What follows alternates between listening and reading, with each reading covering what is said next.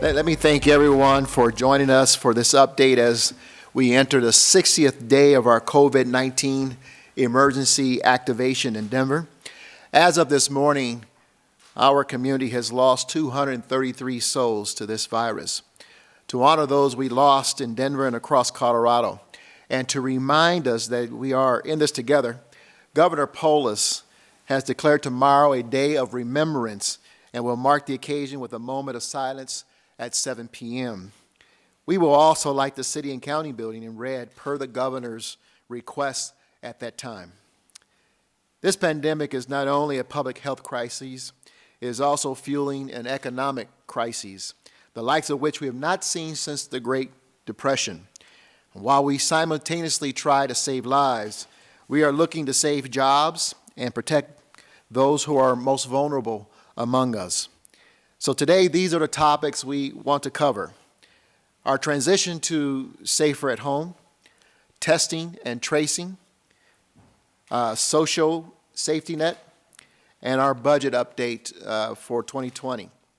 With me today is our Chief Financial Officer, Brendan Hanlon, better known as Robin, our Public Health Administrator, Bob McDonald, and my Deputy Chief of Staff, Aaron Brown. Let me start with some very good news. In the last few months, my administration has been in contact with Kaiser Permanente and their foundation. Even before the pandemic, we engaged in a conversation about how this important nonprofit philanthropy could be deployed in Denver to support our efforts around health equity and housing for those experiencing homelessness. As a result of those conversations, Kaiser Permanente Colorado is making a very generous $1 million contribution to the city's Housing and Homelessness Services Fund. This incredible contribution will amplify efforts to support our residents experiencing homelessness during this pandemic. We're very fortunate to have such a strong network of community partners here in Denver, committed to implementing real solutions to support our residents experiencing homelessness. And this support comes at a critical time for our community. And we're proud to be able to leverage this investment to help further protect residents from COVID-19. So we want to send a very loud and proud shout out to Kaiser Permanente Colorado for their generous donation. It's going to go a long way to help our most vulnerable residents. Now let me turn to other important COVID updates.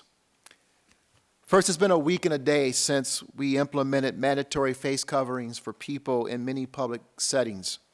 I'm happy to say, for the most part, people are complying and showing respect for their neighbors, respect and care for the welfare of their neighbors and customers during this time.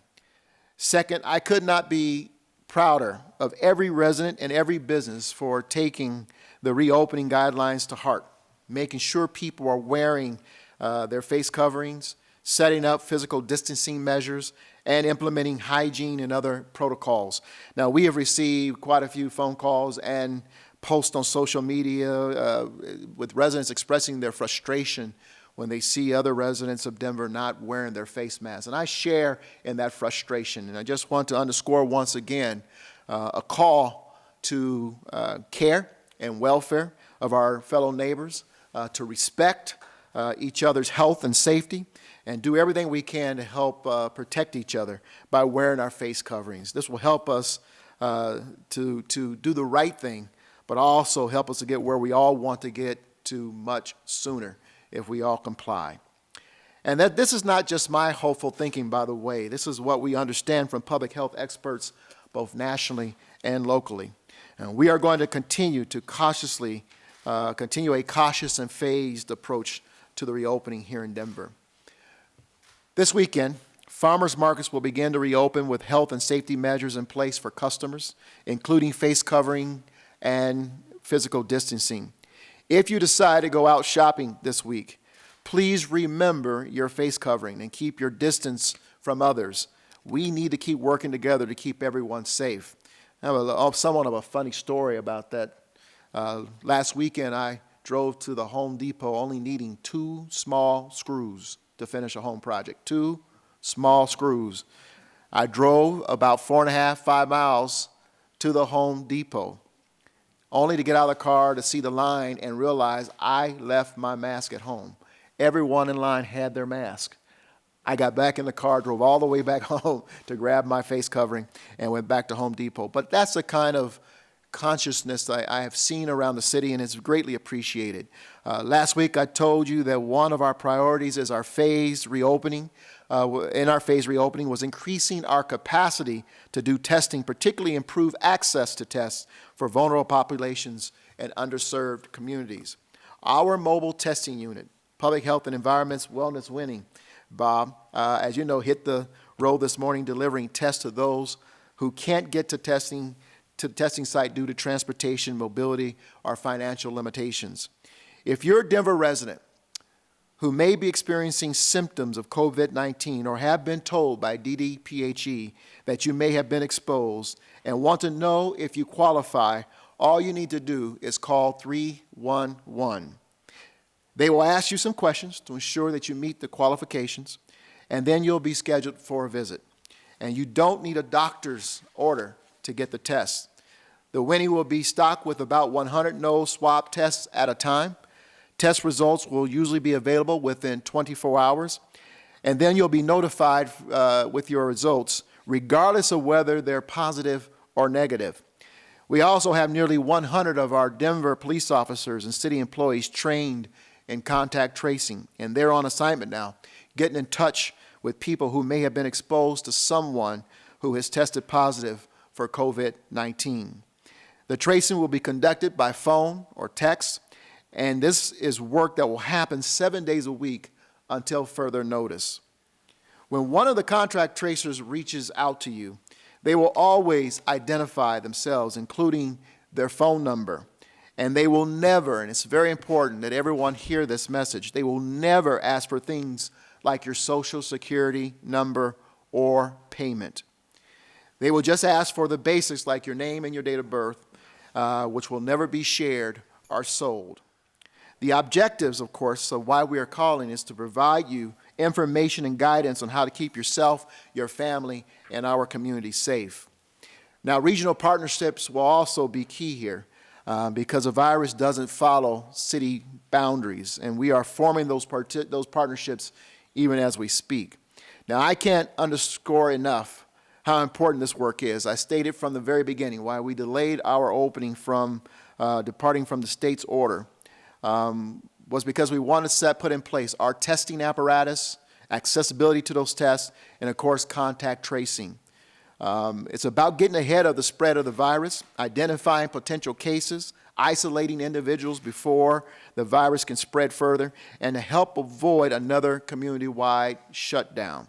So if you get that call, please be responsive so that we can continue the effective effort around contact tracing. Now, we're all very aware of the impacts this virus continues to have on our community. Many Denver families have disproportionately had their financial security disrupted. And I want to make sure we're doing everything we can to support them through this extremely difficult time. Under the leadership of my Deputy Chief of Staff, Aaron Brown, who is here, I've stood up a social safety net team that will help ensure the community's connection to available resources and benefits and maintain stability for these families. The team will have a foundation of providing equity to keep us focused on changing needs for our vulnerable and underserved communities in everything from housing, health, food, economic stability, and security to caregiving and youth services. Our goal here is to shore up access to these supportive services so these families don't fall further behind. This work is especially important for our residents in need right now because this public health crisis has caused an economic crisis that has to put it bluntly, created a difficult budget situation for everyone, including our city government. Now, everyone has at least shared or at least heard this information already, but it's worth repeating. We are now projecting a $226 million budget gap due to lost revenue. From the start of this, we took several steps to cushion the impact of our budget, including reduced hiring, requiring departments to find 7.5% in reduction proposals, and other agency savings and reductions. Because of these early steps, as well as our work to maintain healthy reserves over the past 9 years, thankfully, Fitch Rating Agency recently reaffirmed Denver's AAA rating, bond rating, which is very important as we address and approach these challenging times. They also said we were one of the cities well positioned for economic recovery because of this work. But let me be clear. We are going to have to make significant cuts in spending to close this budget gap here in 2020 and as we look toward 2021 budget year. It will mean reprioritizing how our public investments will be able to move, to move forward. And unfortunately, it will mean we will have to reinstitute furlough days for our city employees, the first since 2011. For this year, we will have 8 mandatory furlough days, 5 of which will coincide with national holidays, and the remaining 3 being flex days that city employees will have to take by the end of the year.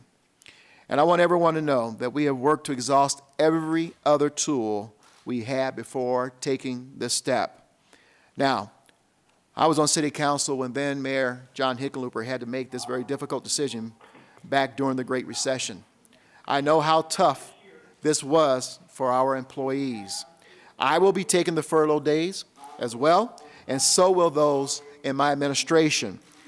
I want to thank Council President Jolyn Clark for being here today, and I want to thank those 12 City Council members who have already committed to take the furlough days and to join city employees in this challenge. Now, I want to say loud and clear to our leaders in Washington, this is why our cities and states need relief in this next stimulus package. Cities account for 91% of this country's GDP. We are the economy. The House is voting on a new relief package on Friday. We need the Senate to follow their lead and not drag their feet on this bill. We need our entire delegation to be in lockstep to help the state of Colorado and our cities to begin the process of this very important recovery. I did speak with Senator Gardner this morning. We had a very candid and positive conversation. I want to remind everyone that Senator Gardner wrote a letter in partnership with Senator Bennett and Governor Polis that was sent to the White House encouraging a national stimulus bill to support our states and our cities in recovery. So we accentuated that commitment, reconfirmed that commitment, and the commitment to work together to make sure this happens. The reality is this: if cities can't recover, there will be no national recovery. These are extraordinary times, but I have confidence that we'll pull together to get through these times. Now, I'm going to turn it over to our Chief Financial Officer, Brendan Hanlon, who will provide more information on the budget situation. Brendan, and let me thank you and Stephanie Adams, our budget director, and your entire finance team, who have not only helped to manage this city very well before the pandemic, but during the pandemic, and helped shape and position the city to do well as we work to try to come out of it. Thank you so much, Mayor. I appreciate it, and the team does as well. It's a fantastic team, and they make me look good every day. Good afternoon, Brendan Hanlon, the city's Chief Financial Officer. I'm here to talk a little bit about our current economic and revenue challenges that we face as a city. The mayor is correct and indicated that we are revising our revenue loss projections to $226 million below our original forecast. That's a $46 million loss compared to the 180 that we had announced before, and that is primarily driven by sales and use tax, lodgers tax, occupational privilege tax, and parking revenues. So we've seen downward trends in each of these areas. Great. Next slide. So types of recovery. We in finance are modeling a variety of different financial conditions. And this is something that all cities are going through right now, and our private industries are going through a process like this as well. And they're trying to model out and navigate their way through a lot of uncertainty. And I will tell you that models like this are continuously updated. We know what we know right now, but there is a lot of uncertainty on the horizon. We will have to continue to refine our economic assumptions and therefore our revenue assumptions as we move through this process. The graph on the left illustrates the modeling we're using for our baseline forecast as well as alternative scenarios. And what you see, and for those of you who maybe watch CNBC or the Wall Street Journal or read the Wall Street Journal and whatnot, they talk about different types of recoveries that we as a country, states, and cities might be experiencing. And the first you see is a V-shaped recovery. That is a significant loss of revenue and then close to an immediate restoration of that revenue performance, a very quick loss and a quick recovery. A U-shaped recovery, which anticipates a severe loss of revenue again, but then a longer-term recovery over possibly multiple years. A W-shaped recovery, where we experience a significant loss, some restoration and economic growth, and then you can imagine a condition like a resurgence of the virus in a fall-winter time period, which would then bring about another economic impact and then on to recovery in the future. And then lastly, and probably most concerningly, an L-shaped recovery, which is a significant loss of revenue and operating from a new, lower economic and therefore revenue performance as we would recover over multiple years, which would be a significant challenge.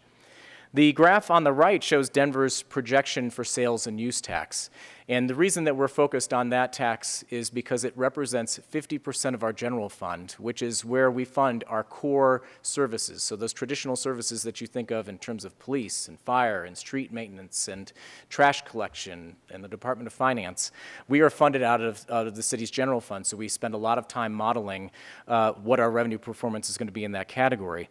And what you see is multiple scenarios. You have a baseline scenario, which was our original forecast pre-COVID. You then have a different scenario which is below that, and there's two of them. And it's kind of a before and after picture of a U-shaped recovery. So we're not focused on a V-shaped recovery right now. We're certainly not focused on a W or an L, but a U-shaped recovery which would show us recovering financially over time after a significant shock in revenue. But we have to continue to observe the economic performance nationally, across the state, as well as locally. We are not an island, and our financial and economic performance doesn't operate in that fashion either. So we are going to continue to maintain our observation of other economic statistics as we move forward. Consumer activity. Because we are so reliant on sales and use tax, we want to make sure that we're always monitoring the performance of our sales and use tax specifically, but also then our consumer behavior, because that is a direct effect on our sales and use tax. What you see in front of you is a comparison of March 2019 performance to March 2020 performance. And in the yellow bars, in the blue bars, that represents the U.S. sales, and the yellow bar represents the retail sales in Denver. So this is a helpful comparison to see how we are tracking similarly and dissimilarly to other economic performance and consumer performance, both locally and nationally. And what you see is there are some areas of strength. Online sales, grocery and beverage stores, we saw some positive numbers in those categories, while other sectors are suffering losses both nationally and in Denver, and some of the losses that we're experiencing in Denver are more significant than what we're seeing nationally. So it presents us with a particular challenge. Nationally, in March, consumer spending slumped by a record 7.5%, and personal income fell by 2%, all major factors in terms of that sales tax forecast that we're so focused on. Total sales, which include retail purchases in stores and online, as well as money spent at bars and restaurants, nationally fell 6.2% in March 2000, from March 2019. That's the biggest year-over-year decline since September of 2009. So we're dealing with some really challenging circumstances. And I think it's important to remember that in March, we were just starting to see the beginning of stay-at-home orders being put in place. We have probably about a half month's worth of maybe more traditional economic activity. And the second half of the month was once those orders were in place. For the same period of time in Denver, traditional sales for retail and food services fell by 20.4%. And especially in areas like food and dining establishments, clothing and apparel, and vehicle sales, all very major categories. And these are our largest performing categories in our economy in Denver. And I would have to say it's unfortunate to have to note that in April, the report is expected to be one of the worst months ever, both nationally and here at home. So we will have further updates in our economic and revenue performance as the months proceed. On the next side, you see a comparison and some history of what we've experienced in the past. In 2009, that was the impact of the Great Recession. Those numbers were astonishing when we experienced them. I was with the city, a lot of the finance team was here with the city, and personally, and I mentioned this on the phone with some folks earlier today, it was what I expected to be the most financially challenging period of time in my whole entire career. I could have never imagined seeing the numbers that we're seeing right now and the gravity that it means to the services that we provide to the public every day here in Denver. What you see is a 10.5 loss of revenue, 10.5% loss of revenue in this chart compared to a 6.4% loss in 2009, so a significant increase. On the next slide, our lodgers tax slide, it's truly breathtaking the impact that we're seeing in our hospitality and tourism industry. They are a significant driver, not just primarily due to lodgers tax collections, which is a tax that's charged on in a room's night worth of a stay here in Denver in a hotel room, but you have to think also about the secondary and tertiary impacts it has on our economy. Those people travel to Denver, they don't live here, they then spend money in our stores, in our restaurants, in our different businesses. It has a tremendous secondary and tertiary type impact to our economy. We are looking at an 8.5% impact from back in 2009. Again, those were staggering numbers when we first saw them, but a 62% loss in that forecast for 2020. It is some of the most challenging numbers that I've ever seen for that category, and it exceeds certainly 2009 and anything we've seen in history. Lastly, but maybe most importantly for the general fund, that makes up 50% of our overall funds in the general fund. We saw a 10% drop in 2009, and we are estimating currently a 16.8% impact in 2020. That is for 50% of the revenues in our city's general fund. Again, the fund that provides for street maintenance, our rec centers, finance, police services, fire services, a tremendous impact to that revenue stream. That's why we have leaned in this challenge, and I think the mayor put it really well. One of the reasons why Fitch and other financial institutions rate us so highly is for our financial management practices. When we see a problem, we respond immediately. We do not wait. And that is why we have set aside reserves to accommodate a circumstance like this. So that way we have some safety net that's in place for the city's finances, and we're planning on using those. The agency reduction proposals, 7.5%, we're reviewing many of those now, and they'll be implemented over the weeks to come. And then there are also citywide savings that we have begun implementing. So think of reductions in our capital equipment purchases and our fleet purchases, those things that while we wouldn't otherwise be taking them, they present themselves with some optionality right now, so that way we try to avoid impacts to our service, our direct service provision, as well as our employees. But unfortunately, those measures will not be sufficient to meet the challenge that we're facing. And because of that, we did have to announce 8 furlough days for city employees for this year. And 5 of those days, as the mayor described, will be scheduled, will be fixed. A structure like that does provide the city with some additional savings when we close a facility. It does save on utilities and other secondary costs that are generated by having our facilities open. And then there will be also 3 flexible days as well, so that way employees can plan and accommodate them throughout the year.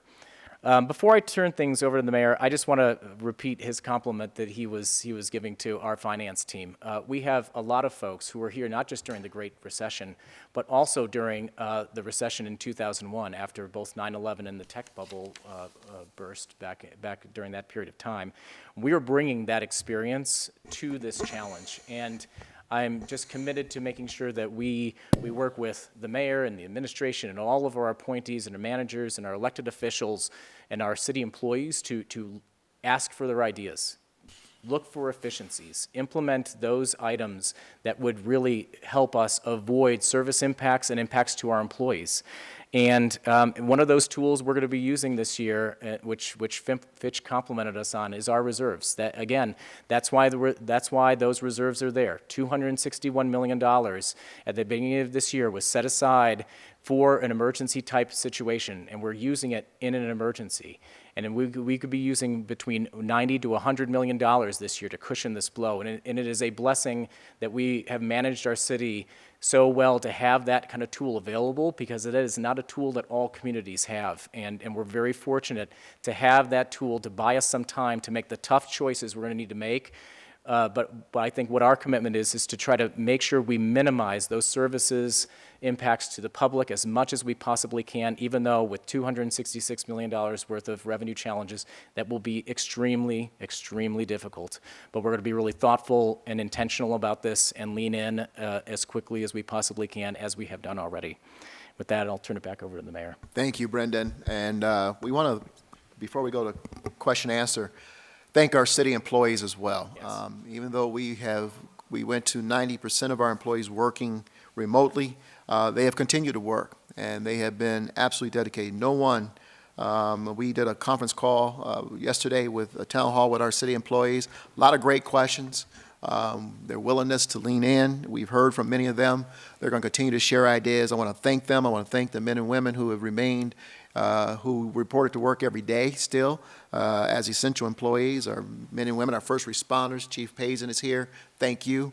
All the men and women who showed up in our emergency operations center, not asking questions except for where can I be helpful and where can I make a difference in helping to save the city. So thank you to our 13,000 city employees. Let's open it up now for question and answer, and we'll do our best to answer your questions.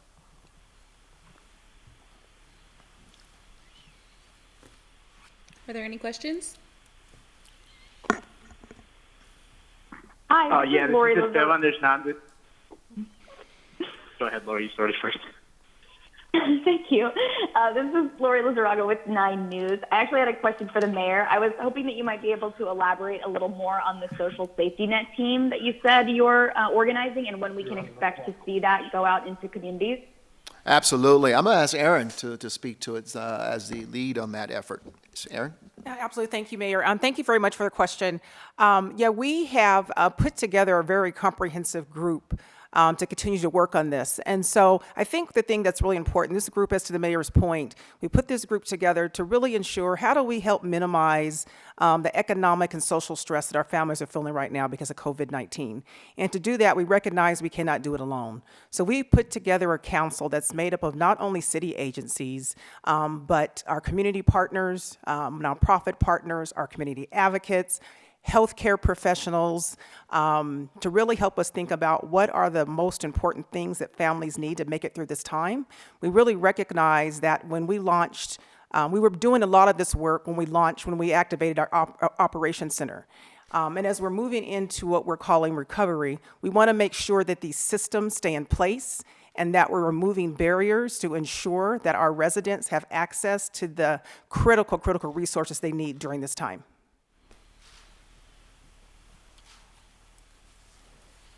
Do you know This when is we'll start Esteban. to see those resources in the community? When will people be able to start actively seeing that help? A lot of the help has been occurring. We've done everything from ensuring that there is emergency food in many food banks and pantries that are in underserved neighborhoods. We're continuing to figure out how we connect with our child care providers so they can stay open and continue to provide services, and how we're creative around that. And so you've been seeing some of it. I would say over the next 2 to 3 weeks, you'll start seeing more connections around benefits and how we leverage that. Our Human Services Department here in Denver, they're doing an incredible lift, and their uptake of those benefits have increased probably triple-fold, and we will continue to see how we partner with them to ensure that families have access and how we're innovative around removing those barriers so families have access to much-needed benefits, everything from temporary assistance to SNAP benefits to medical benefits. It seems like forever when we first started this effort, and I'll tell you that at the very beginning, I remember things like our team, our equity team, and our Emergency Operations Center working with United Way to fund our food banks. Our police officers have been handing out food. They are driving around with items in their trunks to feed families, and we thank our officers for that. Our TRUA program has immediately was deployed or was made. We publicly talked about our temporary rental utility assistance program being ready to assist those who needed help with utilities and their rental assistance. Our efforts to push for congressional recovery and support to help families directly. All these things, it seemed like forever ago that we started those efforts, but now what we're also doing under Aaron's leadership and this team's leadership is really connecting the dots, making sure the tissues are interconnected so that we can be more concerted in our efforts and make sure the right hand knows what the left hand is doing. Go ahead, I'm sorry, there was a follow-up? Esteban? Yeah, was there a reason lower wage workers weren't spared from the furlough? Did the city give any consideration to help lessen the financial blow for them? Mm-hmm.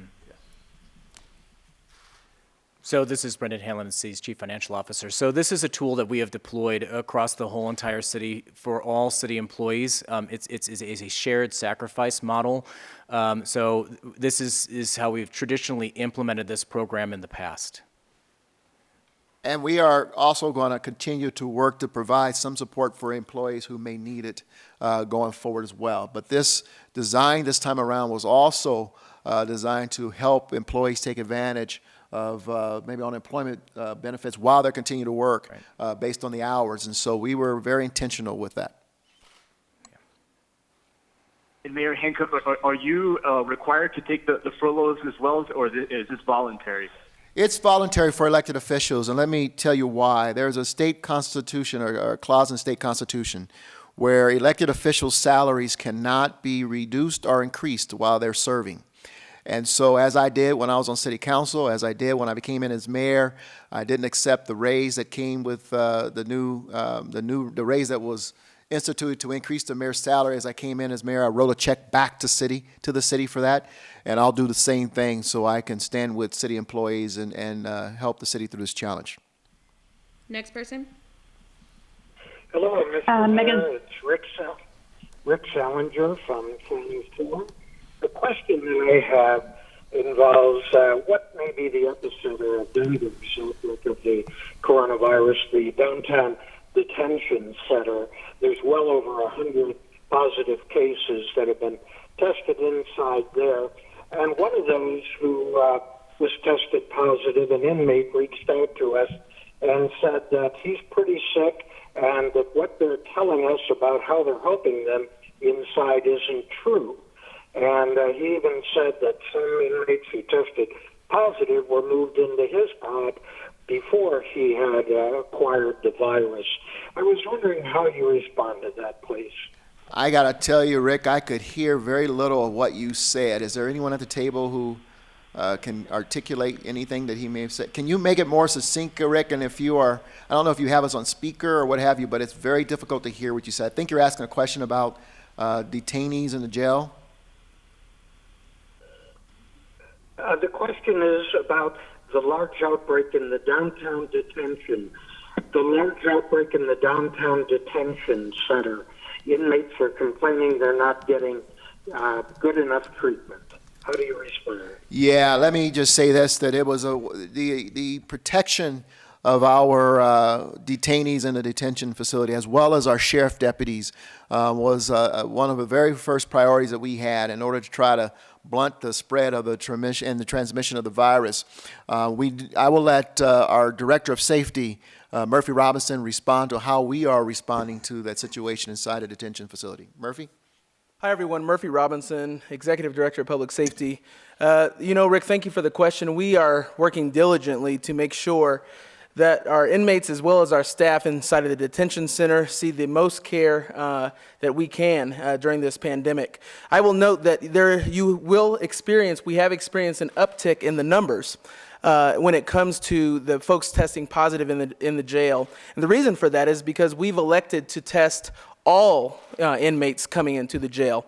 Not only have we decreased the numbers in the jail by half to where it's about at 1,000 inmates right now, but we have also wanted to make sure that we understand as folks come into the jail, our inmates come into the jail, if they're positive or negative. And so the reason we have that uptick in the jail is because we started to test everyone.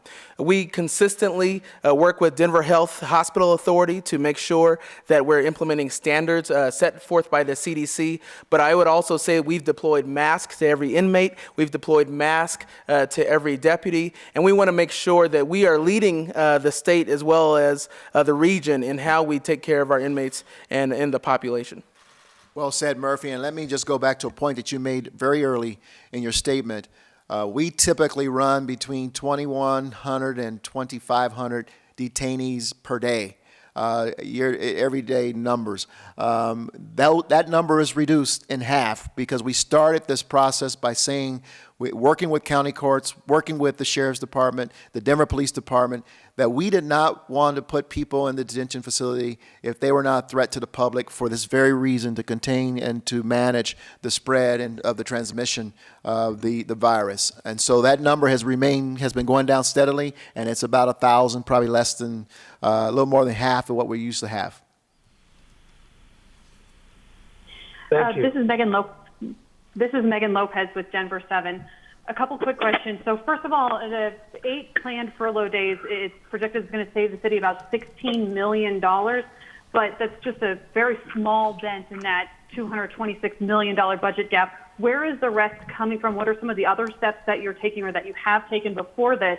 And then also Councilwoman Sita Baca had raised some concerns that were aired in Westward, kind of expressing inequities in how the furloughs are being spread out among everybody, and saying that she is going to not voluntarily give up hers. Can you respond to that, Mayor? Well, let me say it this way, and this is the only time I'm going to address any elected officials' desire not to participate in the furloughs, because it is their call. But I'll use the example of the prophet Jeremiah, and I'm going to paraphrase it so that it fits, because it fits the situation.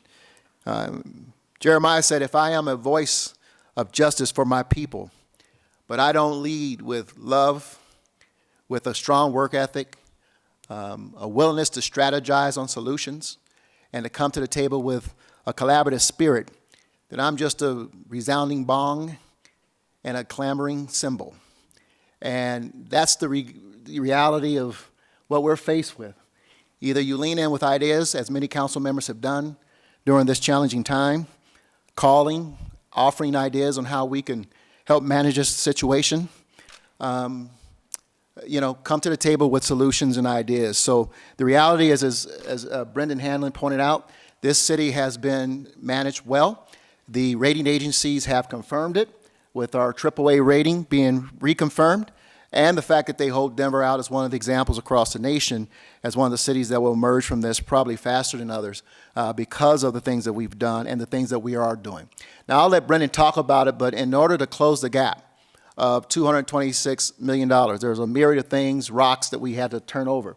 And we did those things first before we turned to city employees and what we can save there. But I want to stress once again that city employees, as they did in 2009, will participate in this process. We recognize that this is a burden on city employees. I know that. I was there in 2009. I listened to the stories and testimonials. I'm hearing from city employees today. I know this is difficult, and that's why it's a very difficult ask to make. But Brendan, you want to talk about all the other efforts? Sure. As I mentioned during my presentation, one of the things that we've focused on are those transactions, so capital equipment, purchases, transfers to our capital improvement fund. We also, all agencies have been looking at all of their vacant positions and holding off on hiring. We've not suspended hiring exclusively across all city agencies, but they have slowed that hiring down, and they're looking for ways of slowing that hiring. We also looked at training and travel and other discretionary budgets and have begun that implementation already. That has gotten us part of the way there, but I think the magnitude of the challenge that we are facing requires multiple solutions, and that's what we're looking for here. And then I just have one more semantics question about the reserves, and this might be better suited for the Chief Financial Officer. From what I heard, if I heard correctly, $261 million inside of that reserve. I understand you're using about $100 million, and I know that you can't use all of it. Can you kind of explain what happens with the rest of it and why you can't use all of it? Sure. One of the examples of our financial management practices that the rating agencies focus on is our reserve policies. We have that $261 million, but you are correct. We have set policies in place that guide our financial management practices that ensure that we have financial sustainability regardless of the economic or revenue proposition that we're in. So if we were to use between that $90 to $100 million, that would bring us down from an 18% rainy day fund to a 12% rainy day fund. And the reason that we're using that increment and trying to stay at 12% is to prepare ourselves for any future revenue volatility we might experience in the end of the year and the beginning of next year. So again, it's a series of conservative practices that when you add them together provide the safety net that we need to weather a situation like this. And let me just say that the overall financial performance of the city, which includes our reserves or savings account, goes into the account of what our debt costs us. And so every city in this nation is careful not to dip below a certain percent. And typically here in Denver, and typically the markets say about 10%. Once you do that, now the debt that you carry costs more money because you have a greater risk. You're at greater risk of being in trouble, if you will, if something were to happen, as we have seen very dramatically in 90 days, our entire financial portfolio disrupted. So it is very important that we manage to stay above that number. When I became mayor in 2011, I talked about how dangerously close we were to dipping below 10%, and it was very important. That was the magic line that we did not want to do, and we need to turn things around right away. That's right. Hi, this is Vicente Arenas with Fox 31. How many employees are we talking about? Will police, fire, EMS be affected? And is there a possibility you might need to do this again either towards the end of the year or next year? So this is Brendan Hanlon, the Chief Financial Officer. So the total number of citywide employees is about 12,000. Now, I will say I believe my estimates are correct at about 5,000, which are uniform employees. All non-uniform employees will be taking a furlough. It's important to remember we have collective bargaining agreements that are in place that would not allow us to apply furlough days to uniform employees. So it would be the balance outside of uniform employees. Oh, I should just mention, because the second part was about next year, we're beginning the work on the 2021 budget.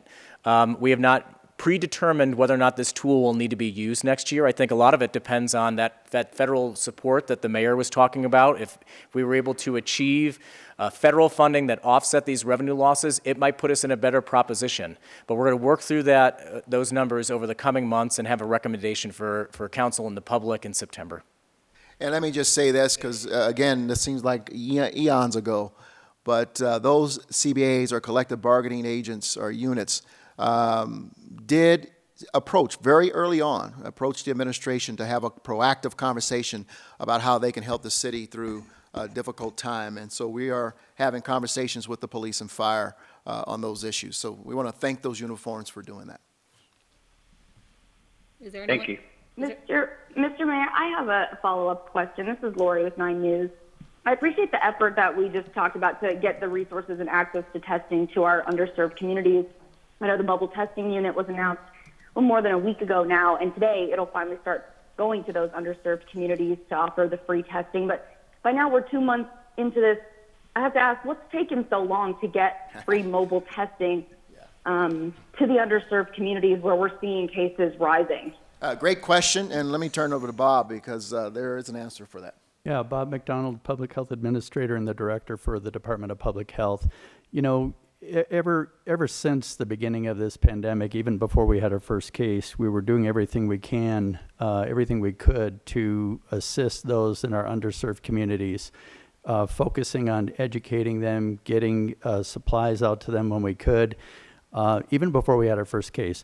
The challenge with the testing was not our willingness to do that, to do what it takes to serve them and serve them well. The problem was availability of kits. The test kits are now starting to roll in. We secured, I believe, a couple of thousand yesterday. And I'm happy to announce that everyone who has called in to ask for a test has either been tested or is scheduled to be tested. We reply the same day. Generally, if not, if it's a call late in the day, we can get out the next day to get that testing done. And again, we go to that person's home. We do the test there. We take that test to the lab, and to the mayor's earlier point, we make sure that we report that back to them. And then and if it's a positive, then we start the contact tracing part. And even during that process, when we're doing contact tracing, asking individuals who might have been exposed to that initial case, what do you need to follow through with isolation? Do you need assistance? Do you need PPE? Do you need what can we get to you to help you with that quarantine period? So the delay was, a lot of it had to do with available tests. I'll also share that there was a mention of a doctor's order needed for everyone who needs a test. And again, now that's been remedied. We signed off on that standing order yesterday. So anyone who needs service off of the mobile unit, you do not have to have a doctor's order now. We removed that barrier. So things are going very well right now. And we hope to continue to bring you more good news in terms of accessibility for testing in the city of Denver as the days go along. But I got to tell you, there's a whole task force of folks working hard under the leadership of Murphy Robinson and Bob McDonald to break down barriers and get testing not only available but accessible to our residents. Last question for someone who hasn't asked a question yet. Yeah, Jesse Paul here at the Colorado Sun. I wanted to ask how the decrease in passenger loads at the airport has affected the budget, and whether that's really impacting things and leading to part of this necessity for the furloughs. Yeah, I'll remind everyone, the airport is an enterprise fund, so it doesn't receive any money from the general fund. But it has been greatly impacted. The passenger numbers are down 90% at the airport, which means that concessions are greatly impacted, means that other revenue streams at the airport, including parking, are greatly impacted. Landing fees are greatly impacted. So the whole infrastructure around aviation and air travel have been greatly impacted. And so we've had to work closely with our concessionaires and make sure there were some concessions for them, and as well as our airlines to help them through this difficult time. At the same time, the airport's having to deploy its reserves, is having to make some moves to protect itself against this downturn as well. And so Kim Day and Gisela Shanahan at the airport, the chief financial officer at the airport, working closely with Brendan and the rest of the management team to make very, very difficult decisions to keep one of the nation's, actually one of the world's best airports solvent during this difficult time, long enough to give it a chance to rebound as people begin to travel again. All right, thank you all very much.